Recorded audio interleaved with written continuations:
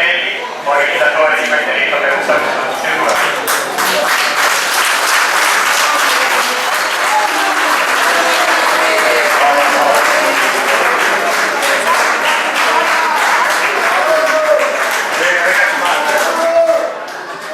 Bene, allora niente, due parole per ringraziarvi tutti quanti per questa splendida adesione che nella difficile cornice di Praga siamo riusciti a terminare con qualche ora di ritardo, dovuto sicuramente alle condizioni meteorologiche.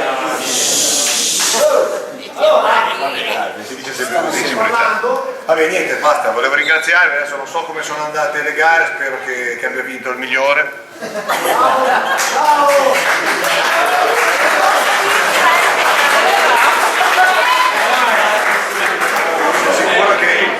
Sono sicuro che stati totalizzati sulle 12 regate in programma. Abbiamo al terzo posto il comitato di Como con 61 punti.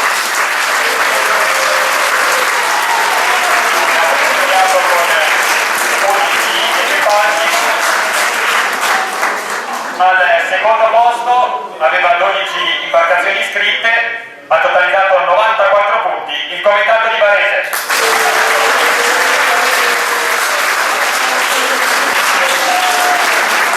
E poi credo che Roberto Moscatelli abbia fatto un gran lavoro, ha iscritto 24 imbarcazioni del comitato di Genova, quindi veramente una grande partecipazione, anche se in casa comunque di tutte le società di Genova, e con 146 punti il comitato di Genova.